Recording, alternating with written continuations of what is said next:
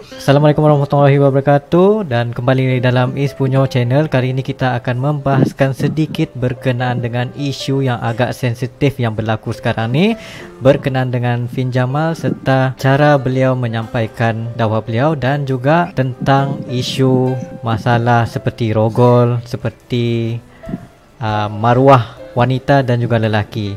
Dan kita ada di sini iaitu Sidi Ridwan bin Sulaiman. Sila perkenalkan diri sedikit. Assalamualaikum warahmatullahi wabarakatuh.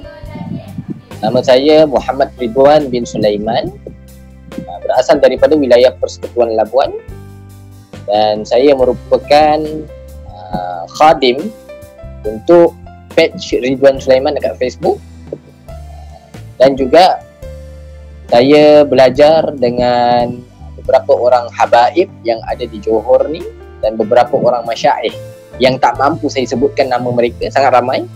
Saya hanya mampu perkenalkan diri saya setakat ini je lah. Jika nak tahu lagi berkenaan dengan diri saya, insyaAllah boleh pergi ke laman Facebook saya, Ridwan Sulaiman, YouTube, ataupun dekat YouTube ada channel Sidi Ridwan Sulaiman Al-Arjwani. Assalamualaikum warahmatullahi wabarakatuh. Ya, di sini kita ingin sentuh berkenaan salah satu isu yang sedang hangat diperkatakanlah pada masa kini lah, ya. Di mana isu itu berbunyi seperti ini, iaitu adakah ia merupakan salah wanita bermain filter di laman media sosial seperti Instagram, Facebook, apalagi status WhatsApp, mungkin juga menggunakan Face App. Baru-baru ni kita pun digembarkan dengan Face App. Makin banyak orang yang gunakan Face App juga. Okey.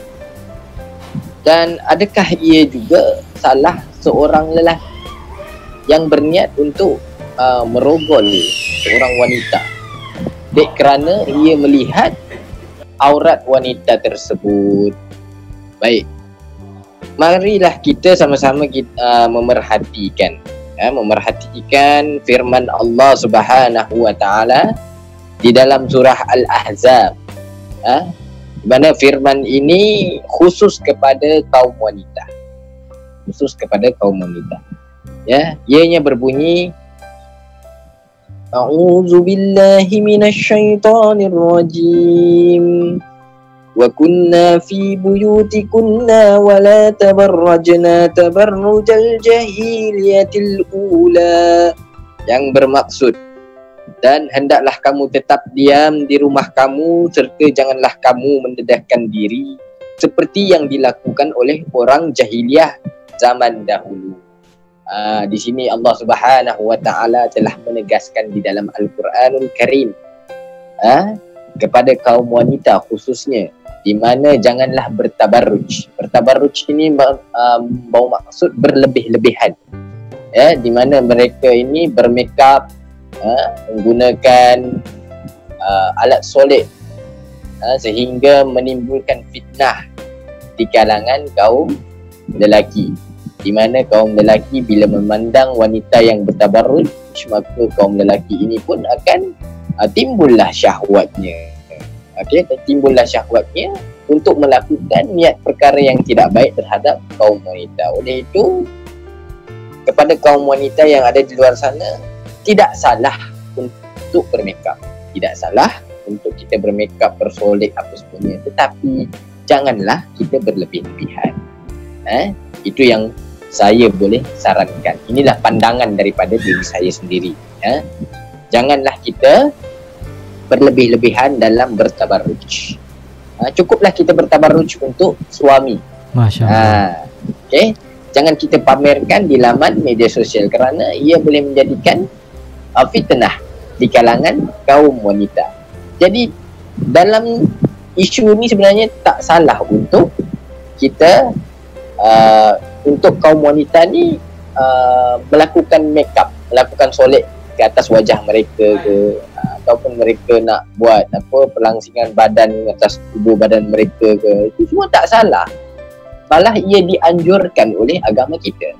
Cuma kalau boleh janganlah dipamerkan di khalayak ramai kerana takut ia boleh menimbulkan fitnah. Lebih-lebih lagi sekarang ini merupakan zaman yang penuh dengan fitnah. Ya, begitu juga dengan kaum lelaki. Okey, begitu juga dengan kaum lelaki. Allah Subhanahu wa taala telah berfirman di dalam Al-Quranul Karim dalam surah An-Nur ayat yang ke-24 yang berbunyi, A'udzubillahi minasyaitonir rajim. Kullil mu'minina yaguddu min absarihim wa yahfazu furujahum. Zalika azka lahum innallaha khabirum bima yasna'un. Yang bermaksud, katakanlah para lelaki yang beriman, hendaklah mereka menahan pandangannya dan memelihara kemaluannya. Yang demikian itu adalah lebih suci bagi mereka. Sesungguhnya Allah Maha mengetahui apa yang mereka perbuat. Jadi kepada kaum lelaki, seelok-eloknya jagalah pandangan mata kita. Ya. Bak kata pepatah Melayu, daripada mata turun ke hati. Jadi kita kena jaga pandangan mata kita, khususnya kepada kaum hawa. Ya. Jangan kita terlampau memandang kaum hawa. Tak salah kita pandang kaum hawa ni, tak salah kita pandang wanita ni, tak salah. Tapi janganlah sehingga mendatangkan syahwat ke atas diri kita sebagai kaum lelaki. Ya. Kalau kita dah tahu yang si wanita ni tak menutup aurat, maka janganlah kita tengok dia lama-lama. Cukup kita terpandang secara tak sengaja, lepas tu alihkan pandangan. Jangan kita pandang dengan lama. Pelihara mata kita. Pelihara mata kita. Kerana daripada mata inilah akan turunnya ke dalam hati. Perbanyakkan melihat gambar-gambar ulama ataupun membaca ayat-ayat Al-Quran, memandang ayat-ayat Al-Quran, itu adalah lebih baik. Jaga juga kehormatan diri kita ni daripada melakukan perkara-perkara yang boleh mendatangkan kemurkaan Allah Subhanahu wa taala. Oleh itu, kepada kaum lelaki juga, khususnya kepada diri saya jugalah, saya ingin menasihati diri saya sendiri, mengingatkan kepada diri saya sendiri, jagalah pandangan mata kita ini dan jagalah kemaluan kita daripada melakukan sebarang maksiat. Berkenaan isu Fin Jamal pula, Fin Jamal. Seperti mana yang kita tahu, Fin Jamal ni sebenarnya asalnya seorang artis. Asalnya seorang artis yang berhijrah jadi seorang yang Muslimah. Alhamdulillah. Akan tetapi penghijrahan beliau ini tidak boleh diberikan makna bahawa masyarakat awam perlu merujuk hukum hakam agama dengan mereka-mereka. Hukum hakam agama perlulah dirujuk kepada ulama-ulama salafus salih ataupun ulama-ulama khalafus salih yang berlandaskan akidah Ahlus Sunnah wal Jamaah, aliran Asy'ariyah dan Maturidiyah, dan berlandaskan kepada 4 mazhab, iaitu mazhab Imam Asy-Syafi'i, Hambali, Maliki dan Hanafi. Ya. Jadi bila kita nak merujuk sesuatu hukum, perlulah kita merujuk kepada orang-orang yang lebih arif, orang-orang yang lebih alim. Kita tak boleh rujuk dengan orang-orang yang baru berhijrah, setakat baru pandai baca Al-Quran, baru pandai baca hadis, tapi tidak memahami makna Al-Quran tersebut, tidak memahami makna hadis tersebut. Dalam manhaj kita Ahlus Sunnah wal Jamaah, aliran Asy'ariyah Maturidiyah, kita perlulah merujuk kepada ulama salafus salih. Kita tak boleh ambil secara literal daripada Al-Quran dan juga hadis. Ia ibarat kita mengambil air laut daripada tepi pantai, lepas tu kita minum air laut itu tanpa ditapis. Ulama ni ibarat penapis. Kalam Al-Quran ibarat air laut. Hadis Rasulullah pun ibarat air laut. Para sahabat, para ulama salafus salih, ulama khalafus salih ini ibarat penapis dan juga paip. pipe air yang sampai ke rumah kita. Dan para asatizah, para masyaikh, para sidi, mereka ini semua ibarat water filter. Water filter tak kiralah kuku ke, powei ke. Jadi kita dapat sumber air yang bersih, di mana air yang bersih itu selamat untuk kita minum. Begitulah juga dengan Al-Quran dan hadis. Ianya perlulah ditakwilkan, khususnya kepada ayat-ayat mutasyabihat. Apa itu ayat-ayat mutasyabihat? Ayat-ayat mutasyabihat ini adalah ayat yang tidak jelas akan maksudnya. Okey. Jadi kita kena rujuk dengan ulama. Seperti mana hadis Nabi sallallahu alaihi wasallam yang berbunyi, wa innal ulama warasatul anbiya wa innal anbiya lam yawarasu dinaran wala dirhaman warasu ilma faman ahazzahu ahaza bihazza wa fi'in. Faman ahazzahu ahaza bihaza wa fi'in. Yang bermaksud sesungguhnya ulama ialah pewaris para nabi. Sesungguhnya para nabi tidak mewariskan dinar ataupun dirham, akan tetapi mereka mewariskan ilmu. Maka barang siapa yang mengambil warisan tersebut, maka dia telah mengambil bahagian yang banyak. Jadi kita kena ikut para ulama salafus saleh. Sebelum kita mengikuti ulama-ulama tersebut, kita kena kaji pula latar belakangnya macam mana, akidahnya bagaimana. Adakah akidahnya berlandaskan akidah Ahlus Sunnah wal Jamaah, aliran Asy'ariyah Maturidiyah? Adakah ia berlandaskan Al-Quran dan hadis? Adakah ia berlandaskan ijma' dan juga qiyas? Adakah ia berlandaskan mazhab yang empat itu, mazhab Imam Asy-Syafi'i, mazhab Imam Al-Maliki, Al-Hanafi dan juga Hanbali? Adakah mereka ini bertasawuf? Bertasawuf di sini bermaksud mengamalkan ajaran-ajaran tasawuf yang dibawa oleh Al-Imam Al-Ghazali rahimahullah ta'ala, Syekh Junaid Al-Baghdadi rahimahullah ta'ala, dan ramai lagi ulama-ulama tasawuf yang muktabar. Ya. Jadi kita hayati juga salah satu lagi ayat Al-Quran, firman Allah Subhanahu wa ta'ala, A'udzu billahi minasyaitonir rajim. Wala taqfuna laysa laka bihi ilmun innas sama basara wal fuada kullu ulaika kana anhu mas'ula. Yang bermaksud, dan janganlah kamu mengikuti apa yang kamu tidak mempunyai pengetahuan tentangnya. Sesungguhnya pendengaran, penglihatan, hati semuanya akan dipertanggungjawabkan. Maka hati-hati sebelum kita mengambil hukum daripada seseorang, kita kena perhatikan dulu keilmuannya tu setakat mana. Kalau dia setakat baru pandai baca Al-Quran, hanya tahu baca terjemahan, maka orang-orang seperti ini tidak layak untuk kita rujuk. Betul. Apa gunanya sekarang ni kita ada menteri agama, betul, kita ada jabatan mufti, kita ada pejabat agama, kita ada pejabat qadi.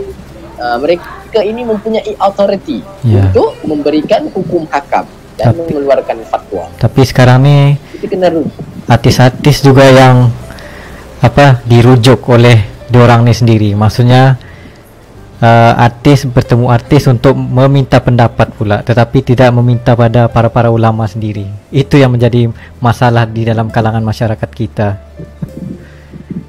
Ya, betul. Ya, seperti mana yang kita tahu di akhir zaman, Rasulullah sallallahu alaihi wasallam sendiri pun telah bersabda, di akhir zaman nanti umat itu akan lebih banyak menyanjungi penghibur berbanding para ulama. Jadi inilah yang berlaku pada zaman kita sekarang ni. Artis mengeluarkan fatwa mengikut kefahaman mereka sendiri. Sedangkan para mufti, para ulama, mereka mengeluarkan fatwa berdasarkan muzakarah. Muzakarah di sini bermaksud perbincangan. sebelum mengeluarkan satu-satu fatwa ataupun hukum hakam, mereka akan panggil segala ilmuwan-ilmuwan Islam ni yang berlandaskan akidah Ahlu Sunnah wal Jamaah, aliran Asy'ariyah Maturidiyah, yang berlandaskan mazhab Imam Asy-Syafi'i khususnya di Malaysia ni. Jadi mereka ni berbincang antara satu sama lain sebelum mengeluarkan fatwa dan pendapat tersebut. Betul. Jadi bila kita rujuk pada artis yang mempunyai banyak sangat kekurangan dalam ilmu agama, bukankah itu ibarat kita ni orang yang sakit tapi kita nak jumpa engineer? Sepatutnya orang sakit dia pergi jumpa doktor, bukan dia jumpa engineer. Kalau jumpa engineer, apa yang dia boleh dapat? Betul. Yes. Itulah perumpamaan yang boleh saya simpulkan. Bila kita sakit, sepatutnya kita datang ke hospital, jumpa doktor, kan, ambil ubat. Bukannya kita sakit, kita pergi ke pejabat kejuruteraan, jumpa dengan engineer. Okey? Engineer tak mampu untuk mengubatkan penyakit kita. Betul. Hanya doktor sahajalah yang mempunyai asbab daripada Allah Subhanahu Wa Taala untuk mengubati penyakit yang ada pada kita. Begitulah juga dengan hukum hakam agama. Hukum hakam agama seperti perkara yang wajib, perkara yang harus, perkara yang haram, perkara yang makruh, semua ini perlulah dirujuk dengan ulama-ulama yang alim, ulama-ulama yang faqih. Maka dengan cara ini insya-Allah hidup kita akan lebih selamat. Maka kesimpulan daripada apa yang dapat saya simpulkan pada malam ini ialah seorang wanita perlulah menjaga tata susila, menjaga adabnya terhadap suami. Mereka tidak digalakkan untuk bersolek berlebih-lebihan. Tak salah bersolek. Sekali lagi saya ingin katakan, tidak salah seseorang wanita itu bersolek untuk mencantikkan tubuh badannya ataupun wajahnya. Okey, tidak salah. Betul. Yang penting apa yang dia buat tu tidak mendatangkan fitnah di khalayak ramai. Begitu juga dengan seorang lelaki. Seorang lelaki perlulah menjaga pandangan. Macam mana tips untuk menjaga pandangan ni? Kena perbanyakkan istighfar. Astaghfirullahalazim. Astaghfirullahalazim. Astaghfirullahalazim. Allah ghafurur rahim. Ya Allah, ya Tuhanku, ampunkanlah dosaku. Sesungguhnya Engkaulah Tuhan yang Maha Pengampun. Banyakkan istighfar, insya-Allah mata kita ni akan dipelihara oleh Allah Subhanahu Wa Taala daripada memandang perkara-perkara yang maksiat. Dan berkenaan merujuk hukum hakam, rujuklah kepada ulama-ulama salafus saleh, ulama-ulama khalafus saleh. Bergurulah dengan orang-orang yang lebih alim. Pastikan akidahnya itu Ahlu Sunnah wal Jamaah, aliran Asy'ariyah dan Maturidiyah, dan berlandaskan 4 mazhab yang muktabar, serta mengikuti aliran tasawuf daripada ulama-ulama yang muktabar. Alhamdulillah. InsyaAllah. Itu sajalah sedikit pandangan dan perkongsian daripada diri saya yang tak seberapa ni, yang tak berapa banyak ilmu sebenarnya. Doakan supaya masyarakat kita ini dibukakan pintu hatinya untuk belajar lebih banyak lagi asas-asas ilmu agama. Betul. Jadi bila semuanya dah lepas belajar ilmu fardu ain, belajar ilmu fardu kifayah, insya-Allah masyarakat kita ini akan diselamatkan oleh Allah Subhanahu Wa Taala. Wallahu a'lam bissawab. Insya-Allah. Cuma ada minta pandangan Ustaz sendiri tentang apa kata-kata terakhir buat Fin Jamal sendiri. Bagaimana beliau mendakwah itu? Adakah cara beliau mendakwah itu betul, tetapi bagaimana cara yang sepatutnya beliau sampaikan? Khair, insya-Allah. Ini adalah sedikit teguran lah daripada diri saya. Walaupun saya ini sebenarnya masih lagi belajar dan tidak layak untuk menegur, tapi saya juga ingin menegur kepada diri saya dan juga diri asatizah yang ada di luar sana. Betul. Asatizah yang ada di luar sana. Jadi kita saling menegur antara satu sama lain. Jika saya silap, tegur saya. Jika tuan-tuan silap, saya juga akan menegur. Macam tu. Okey. Jadi kepada Fin Jamal, Sepatutnya dia kenalah mendalami lagi ilmu fiqh berlandaskan ulama-ulama salafus salih. Kenalah berguru dengan orang yang betul. Jangan kita berguru dengan orang-orang yang beraliran selain daripada akidah ahlu sunnah wal jamaah, aliran Asy'ariyah Maturidiyah. Yang seperti mana kita tahu sekarang ni banyaknya aliran-aliran yang menyeleweng daripada akidah ahlu sunnah wal jamaah, seperti aliran Wahabi, aliran Syiah, aliran liberal. Jadi kepada Fin Jamal, mohon janganlah terjebak dengan aliran-aliran ni. Kembalilah ke pangkal jalan, berdakwahlah dengan cara yang dianjurkan oleh Allah Subhanahu wa taala dan juga Rasulullah sallallahu alaihi wasallam. Dan ikutilah langkah-langkah dakwah yang dianjurkan oleh ulama-ulama kita yang terdahulu. Jangan kita biadab dengan ulama-ulama kita yang terdahulu, dan jangan kita sesekali pandai-pandai mengeluarkan hukum hakam melalui kefahaman akal kita sendiri dan hati kita sendiri. Ya, kerana ia merupakan salah satu asbab terbukanya pintu-pintu fitnah terhadap agama kita ini. Betul tu. Jadi orang lain akan pandang agama kita ni sangat cincai. Maksudnya dekat sini sangat berterabur lah maklumat-maklumatnya kan. Jadi jangan timbulkan fitnah dalam agama kita. Jangan pandai-pandai berikan hukum. Jangan kita simply rujuk Al-Quran dan hadis secara literal. Okey? Sebab orang-orang yang berfahaman Wahabi ni, mereka merujuk Al-Quran dan hadis secara literal. Kalau dia kata Allah bersemayam di atas arash, maka diorang pun sangka Allah ni seperti manusia. Hukum menyamakan Allah dengan manusia ni adalah syirik. Kerana Allah itu tidak sama dengan makhluknya. Laisa laha kamitslihi syai'in. Tidak ada yang sama dengan Allah Subhanahu wa taala terhadap pencipta apa yang diciptakannya. Macam tu. Okey, itu sedikit teguran lah kepada Fin Jamal. Jadi janganlah pandai-pandai keluarkan fatwa. Rujuk dengan ulama salafus salih. Wallahu a'lam. Allah alam. Okey, itu saja perkongsian kita pada hari ini. Terima kasih banyak-banyak kepada Sidi Ridwan bin Sulaiman